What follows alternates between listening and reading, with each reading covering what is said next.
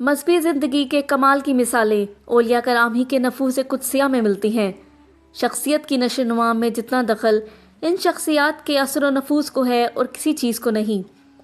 اولیاء کرام کے حالات کا مطالعہ ہی پسندیدہ سیرت پیدا کرنے میں مؤثر ہے۔ اولیاء کرام بلا شبہ نہ صرف صاحب کرامت ہوتے ہیں بلکہ صاحب علم و عمل بھی ہوتے ہیں۔ تقوی اور طہارت کی سعادت ان کو حاصل ہوتی ہے۔ ان کے نزدیک شریعت کی حدود سے تجاوز کرنا، کفر اور خدا کی محبت میں جان دینا عین اسلام ہوتا ہے۔ انہی اوصاف کی بدولت مخلوق خدا ان کی طرف کھنچی چلی آتی ہے۔ خداوند عالم اپنے ان نیک بندوں میں ولا کی جاذبیت اور غضب کی دلکشی اور کشش پیدا کرتے ہیں۔ آزمائش و امتحان خداوندی میں استقامت اور ثابت قدمی انہی کو عطا ہوتی ہے۔ یہ ہر کس اور ناقص کے مقدر کی بات نہیں ہے۔ غالباً یہ واقعہ 97 ہجری کا ہے کہ ایک بزرگ خدا کے گھر اللہ تعالیٰ نے بیٹی پیدا کی۔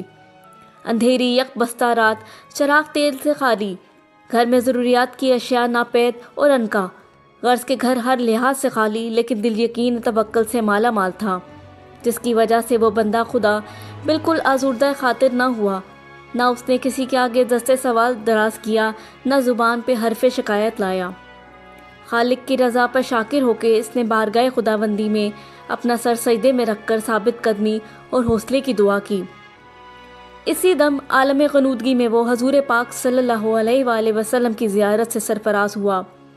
حضور صلی اللہ علیہ وآلہ وسلم نے اس کو یہ نوید سنائی کہ تیری یہ بیٹی اندھیروں میں روشن چراغ ہے، تو ابھی جا اور حاکم وقت کو ہمارا پیغام دے کہ تو نے اپنے معمولات کے مطابق آج ہم پر درود نہیں بھیجا، لہٰذا کفارے طور پر وہ تمہیں 400 درہم دے دے اور تو اس سے اپنی ضروریات پوری کر لے۔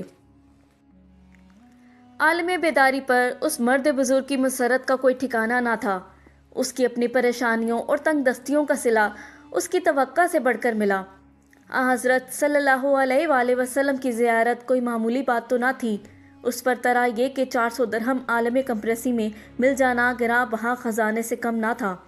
اسی دم اس نے حاکم وقت کو پیغام رسالت مآب صلی اللہ علیہ وآلہ وسلم جا پہنچایا۔ حاکم اپنی کوتاہی پر ہی گھبرایا اور سجدہ شکر بجا لایا کہ محسن انسانیت نے اس ناچیز کو یاد کیا اور ساتھ ہی پیغام رسا کا بھی مشکور ہوا اور اس پہ بحسب حکم 400 درہم ادا کیے۔ پریشان حال شخص آسودہ خاطر ہو کر گھر لوٹا اور زچا اور بچا کی ضروریات کو پورا کیا۔ اس کی اپنی بچی کی خوش قسمتی پر ناز تھا اور یہ خوش بخت وہ قلندر تھیں جن کو زمانہ رابعہ بصری رحمۃ اللہ علیہ کے نام سے جانتا ہے۔ یہ وہ بزرگ تھیں جن کی زیارت کو کعبہ خود چل کر آیا تھا۔ حضرت رابعہ بصری کو وہ مقام بلدیت حاصل ہوا جس پر بڑے بڑے ولی رشک کیا کرتے تھے۔ آپ کا خدا پر اتنا یقین تھا کہ آپ نے کبھی کسی ضرورت کے لیے غیر اللہ کے آگے دست سوال دراز نہیں کیا۔ ایک مرتبہ آپ کئی روز سے فاقے سے تھیں۔ آپ کی کنیز نے آپ کی خدمت میں عرض کیا کہ اگر کہیں سے پیاز میسر ہو جائے تو وہ آپ کے لیے سالن تیار کر دے، اس توکل پر کہ خدا پیاز کی دستیابی کے اسباب ضرور پیدا فرمائے گا۔ اس نے ہانڈی چولہے پر چڑھا دی۔ اسی اثنا میں ایک پرندہ اپنی چونچ میں کہیں سے پیاز لے کر آیا اور ہنڈیا میں ڈال دیا۔ کنیز کے مطلع کرنے پر آپ نے وہ سالن کھانے سے انکار کر دیا، کیونکہ اس طرح پیاز کا آنا شیطانی فعل بھی ہو سکتا تھا۔ کیونکہ خدا کو پیاز دینا ہوتی تو وہ اس کے اسباب پیدا کر سکتا تھا۔ اس کے بعد انہوں نے کبھی آخری سانس تک پیاز استعمال نہ کی۔ توکل اور تسلیم و رضا خاصہ اولیاء کرام ہوتا ہے۔ آپ کے پاس ایک دفعہ 2 درویش تشریف لائے اور کھانے کے لیے روٹی طلب کی۔ اس وقت گھر میں صرف 2 روٹیاں تھیں۔ آپ نے دونوں روٹیاں دسترخوان پہ رکھوا دیں۔ اسی وقت دروازے پر ایک سائل آ گیا۔ حضرت رابعہ بصری نے اس فقیر کو زیادہ مستحق جانا اور روٹیاں اس کو دے دیں اور مہمانوں کے ساتھ خود روٹیوں کی خدا کی طرف سے آمد کا انتظار کرنے لگیں۔ مہمان درویش کے تقاضے کے جواب میں فرمایا کہ خدا کا وعدہ ایفا ہونے میں بالکل دیر نہیں لگتی۔ اسی وقت ایک کنیز 18 روٹیاں لے کر آئی۔ آپ نے اس سے فرمایا کہ یہ خوان ہمارے لیے نہیں ہے، اس کو واپس لے جاؤ۔ کنیز نے دستبستہ عرض کیا کہ یہ خوان آپ کے لیے ہے، لیکن آپ نے لینے سے انکار کر دیا کہ یہ ہمارے لیے نہیں ہے، واپس لے جاؤ اور جس کے لیے ہے اس تک پہنچاؤ۔ کنیز اصرار کرتی رہی اور درویش بھی بضد تھے کہ اس خوان کو قبول کر لینا چاہیے، مگر اس ولیہ نے ایسا کرنے سے انکار کر دیا۔ کنیز واپس گئی اور مالکہ سے تمام قصہ کہہ سنایا۔ مالکہ اتنی شرمندہ ہوئی اور کہا کہ رابعہ نے بالکل درست کہا ہے، اور اس نے خوان میں 2 روٹیوں کا اضافہ کر کے دوبارہ ان کی خدمت میں بھیجا۔ اس مرتبہ شمار کرنے پر رابعہ بصری رحمۃ اللہ علیہ نے خوان قبول کیا اور فرمایا کہ یہ واقعی ہمارے لیے ہے۔ آپ کو اس بات پر یقین تھا کہ خدا تعالیٰ ایک کے بدلے 10 دینے کا وعدہ ضرور پورا کرتا ہے۔ آپ نے 2 روٹیاں سائل کو دی تھیں، لہٰذا اللہ نے جب تک 20 روٹیاں نہ دیں آپ نے اس خوان کو منظور نہ کیا۔ یہ یقین اور کامل ایمان کی دولت خدا انہی کو عطا کرتا ہے جو اس کے مقرب اور محبوب بندے ہوتے ہیں۔ حضرت رابعہ بصری کو اللہ نے بڑے بلند مرتبے عطا فرمائے ہیں۔ آپ کو خدا سے اتنی محبت اور عشق تھا کہ ہر آزمائش کو انہوں نے خندہ روی سے قبول کیا۔ زمانہ طفولیت میں آپ کو ایک زر خرید لونڈی کی حیثیت سے زندگی گزارنی پڑی۔ آپ جس شخص کی ملکیت میں تھیں وہ بڑا شکیل قلب انسان تھا۔ وہ آپ کے مرتبے اور مقام سے ناشنا تھا۔ آپ سے اتنی مشقت لیتا کہ آپ کی کئی نمازیں قضا ہو جاتی تھیں، لیکن آپ حرف شکایت لب پر نہ لاتی۔ ایک دن آپ کنویں سے پانی لا رہی تھیں۔ اس وقت آپ ایام جوانی میں داخل ہو چکی تھیں، لیکن کنیز ہونے کی وجہ سے پردہ نہ کر سکتی تھیں، اس لیے راستے میں ایک بدمعاش آدمی آپ کے پیچھے لگ گیا۔ آپ نے رفتار تیز کر دی مگر وہ پھر بھی آپ کے سامنے آ گیا۔ آپ اس خیال سے کہ غیر محرم کی نظر آپ پر پڑ گئی ہے آپ بے ہوش ہو گئیں۔ گرنے سے آپ کا ہاتھ ٹوٹ گیا۔ درد کی شدت سے آپ بے حال ہو گئی، مگر آپ نے اس کو خدا کی رضا اور مرضی سمجھا اور زبان پر ذرا برابر بھی شکوہ کے الفاظ نہ لائیں۔ اس وقت آپ کو غیب سے آواز آئی، اے رابعہ، ہم تم کو وہ مقام عطا کریں گے جس پر ملائکہ اور مقرب فرشتے بھی تجھ پر رشک کریں گے۔ اس پر آپ کو وہ درد بھی پیارا لگنے لگا۔ آپ عالم وارفتگی میں بار بار ہاتھ کو چومنا شروع کر دیتی تھیں۔ شکرانے کے طور پر آپ نے روزہ رکھا، لیکن صفاق مالک کی مشقت جو کی تو رہی۔ وہ اتنا ظالم آدمی تھا کہ وہ بجائے اس کے کہ رابعہ بصری کے روزے کا کوئی خیال یا احترام کرتا، کام میں اس قدر مصروف رکھتا کہ ایک کام کے ختم ہوتے ہی دوسرا کام بتا دیتا۔ اتنی محنت اور مشقت کے باوجود رابعہ بصری ساری رات یاد خدا اور عبادت الہی میں گزارتیں۔ ایک رات مالک کسی کام سے اٹھا اور اس کی نظر اس کوٹری پر پڑی جس میں رابعہ کا قیام تھا۔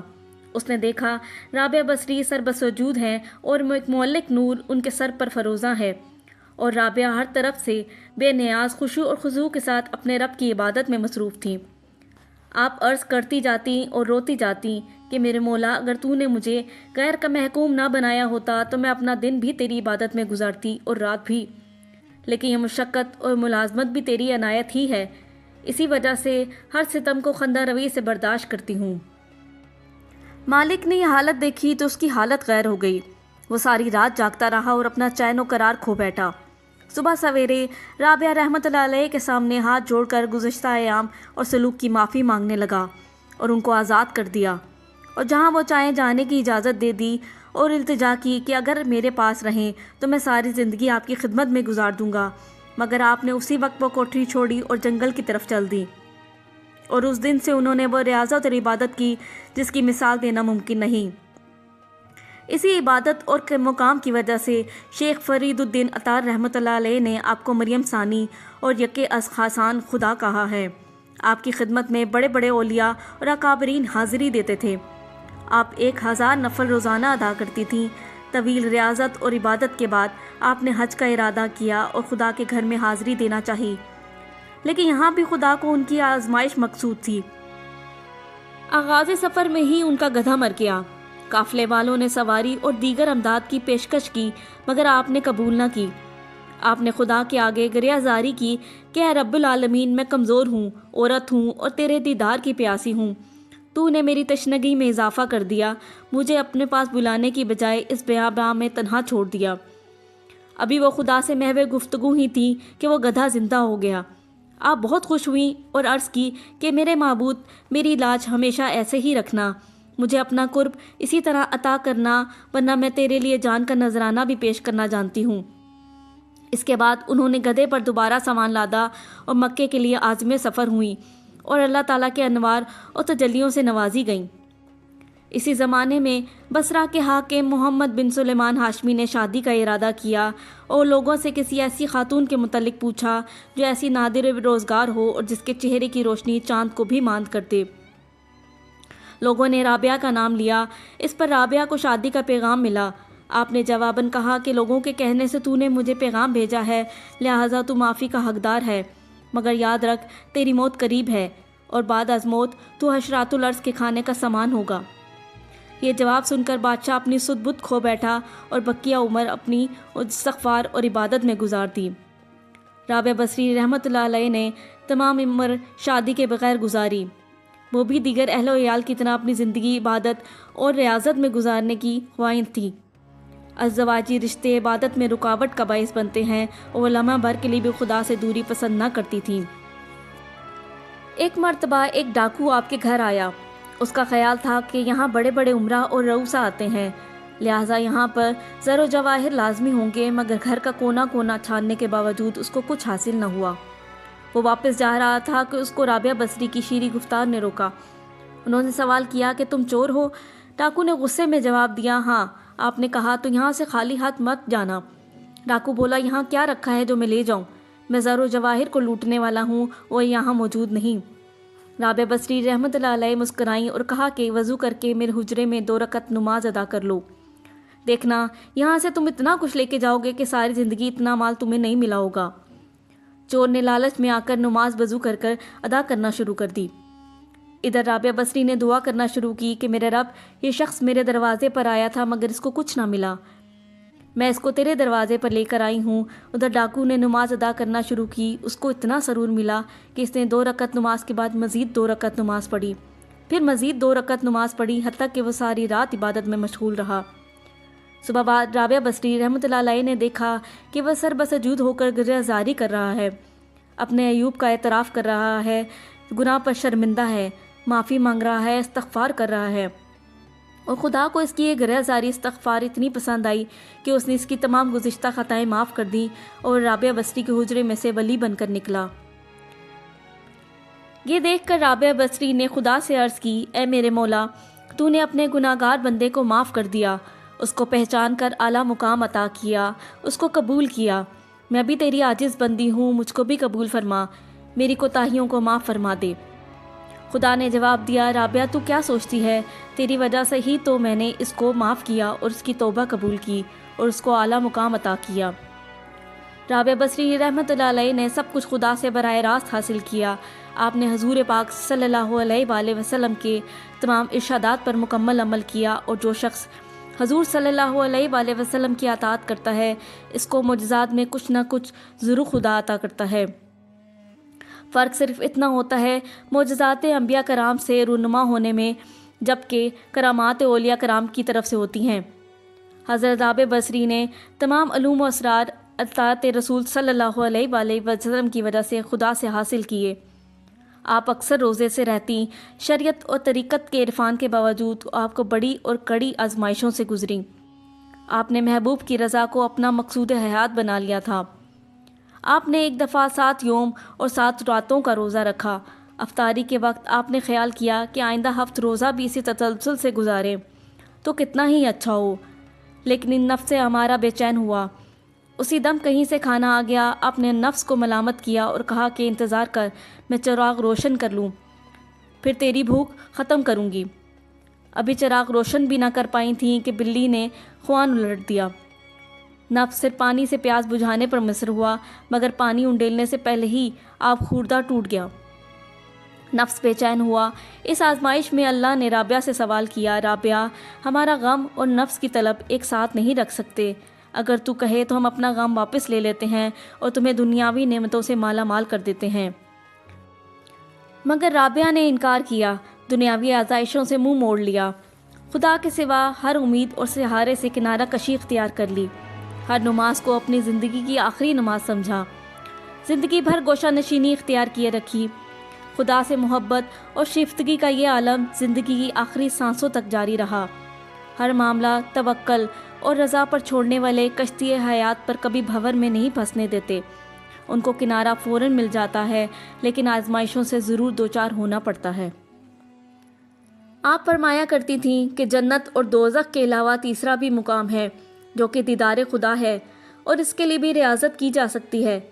انہوں نے صرف خدا طلبی کے لیے عبادت کی، آپ اکثر خدا سے دعا کرتی کہ مولا مجھے اپنے جمال کی دید سے سرفراز فرما۔ غیب سے ندا آتی، رابعہ گھبراؤ مت، تجھے ایسی قربت عطا ہوگی جو بہت کم لوگوں کو نصیب ہوگی۔ بلا شبہ ہم تم سے کلام کریں گے اور تم ہمارے ساتھ ہم کلام ہوگی۔ آغاز شباب میں حضرت رابعہ کے حسن و جمال کا بہت چرچا تھا، مگر غلامی سے آزادی اور شبینہ روز عبادتوں کے طویل سلسلے کی وجہ سے آپ کے چہرے پر خدا نے طہور و پاکیزگی کا ایک نقاب ڈال دیا تاکہ دیکھنے والوں کی نگاہیں خود بخود جھک جائیں۔ گورستان میں ایک شب کسی نوجوان نے آپ کا نورانی چہرہ دیکھا جو رات کی تاریکی میں مثل مہتاب تھا۔ وہ آپ کی شخصیت سے ناواقف تھا، لیکن آپ کو غیر مرئی مخلوق سمجھ کر وہاں سے چل دیا۔ کئی روز بعد بصرہ کے بازار میں آپ کو دوبارہ دکھائی دیا تو وہ فوراً آپ کے پیچھے ہو لیا اور چلتا چلتا ان کے دروازے تک پہنچ گیا۔ گھر کا دروازہ کھلا، کمرے میں چراغ روشن تھا۔ اقرار اور انکار کے خیال سے بے نیاز ہو کر نوجوان اپنا حال دل سنانے کے لیے کمرے میں داخل ہو گیا۔ جب اس نے رابعہ بصری کو خدا کی برگاہ میں سجدہ ریز پایا، خدا کے ساتھ راز و نیاز کرتے ہوئے دیکھ کر نوجوان پر سکتہ طاری ہو گیا۔ اس کی زبان گنگ ہو گئی۔ آپ نے پلٹ کر دیکھا اور آنے کا سبب پوچھا، لیکن اس نوجوان نے اشارے سے بتایا کہ اس کی زبان کام نہیں کر رہی۔ آپ نے فرمایا کہ اس سے پہلے کہ تیرا دل بھی کام کرنا چھوڑ دے یہاں سے چلا جا۔ اس نے آنکھوں سے التجا کی کہ میری گویائی لوٹا دی جائے، مگر آپ نے فرمایا اگر تو نے میرے ساتھ کوئی زیادتی کی تو میں تجھے معاف کر دیتی۔ میں خدا کی عابد ہوں، میرا معاملہ خدا کے ساتھ ہے، تو نے معافی مانگنا ہے تو خدا سے مانگ۔ یہ کہہ کر آپ دوبارہ سجدے میں گر گئیں۔ وہ نوجوان بھی سجدہ ریز ہو کر استغفار کرنے لگا۔ طویل گریہ زاری کے بعد خدا نے اس کی زبان واپس لوٹا دی، مگر اس کا توبہ کا ہی ورد رہا۔ بصرہ کے بازار سالہ سال اج مجذوب کے نعروں سے گونجتے رہے۔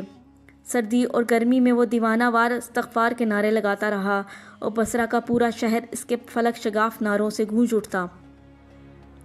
آخر ایک دن خاموشی ہو گئی اور وہ مجذوب معلوم کسی جگہ پر چلا گیا۔ اس کا پھر کوئی پتہ نہ چلا۔ وہ مجذوب یہی مذکورہ نوجوان تھا جو رابعہ کی بدولت ہی دربار خداوندی میں مقرب ٹھہرا۔ آپ اکثر یہ شعر پڑھتی رہتی تھیں کہ دنیا ایسے دوست کی طرح ہے جو بظاہر دوست ہے لیکن اندر سے دشمن خاص ہے، لیکن اس کی پہچان گہری نظر سے کی جا سکتی ہے۔ حضرت حسن بصری اپنے زمانے کے کامل ولی تھے۔ ان کے باز اور زور بیان کی بہت شہرت تھی۔ ہزاروں اور لاکھوں کی تعداد میں دور دراز سے لوگ ان کی تقریر سننے آتے، لیکن جب تک آپ رابعہ تشریف نہ لاتی واز شروع نہ کرتے۔ ایک مرتبہ لوگوں نے کہا لاکھوں افراد پر آپ ایک بڑھیا کو ترجیح دیتے ہیں اور اس کے انتظار میں دوسروں کا خیال نہیں رکھتے۔ آپ نے فرمایا کہ ہاتھی کا شربت چونٹی کے برتن میں کیسے سما سکتا ہے۔ رابعہ بصری اور حسن بصری رات بھر جاگ کر حقیقت اور معرفت کے موضوع پر گفتگو کرتے تھے۔ حسن بصری فرماتے ہیں کہ ہم مرد و زمن کے خیال سے بالا تر ہو کر معرفت کے اسرار پر گفتگو کرتے ہیں، لیکن صبح کے وقت میں اپنے آپ کو پہلے سے زیادہ مفلس اور رابعہ کو کہیں زیادہ مخلص پاتا ہوں۔ حضرت رابعہ بصری نے طویل عمر کے باعث بہت سارے مجاہدات خیر اور تقویٰ کے کام سر انجام دیے، اس لیے آپ سوختہ عشق اور ام الخیر کہلاتی ہیں۔ آپ فرمایا کرتی تھیں کہ جام، شراب اور ندیم کے لیے میں چوتھی چیز پر رفتہ محبت ہوں۔ سرور کے جام میں نے اس قدر نوش کیے ہیں کہ جس طرح نظر اٹھاتی ہوں اس کو دیکھتی ہوں، اور جہاں ہوتی ہوں وہی ذات پاک میرے سامنے ہوتی ہے۔ آپ اپنی گریہ زاری اور شب بیداریوں کے باعث ولدیت کے اعلیٰ مراتب پر فائز ہیں۔ آپ کو عمر بھر یہی خوف دامن گیر رہا کہ آخری دم وقت بسالے کہیں میں محبوب کے قرب سے محروم نہ ہو جاؤں۔ آپ ہر وقت فرماتی کہ میرے مالک، چاند، ستارے، سمندر، دریا، شجر و حجر سب تیرے آگے سجدہ کرتے ہیں، میں بھی تیرے آگے سجدہ کرتی ہوں۔ تو نے سب کا انجام مقرر فرمایا ہے، میرا بھی انجام مقرر فرما دے۔ ان کا جسم جو کمزور ہوتا گیا، ان کا دل مضبوط اور بیدار ہوتا گیا۔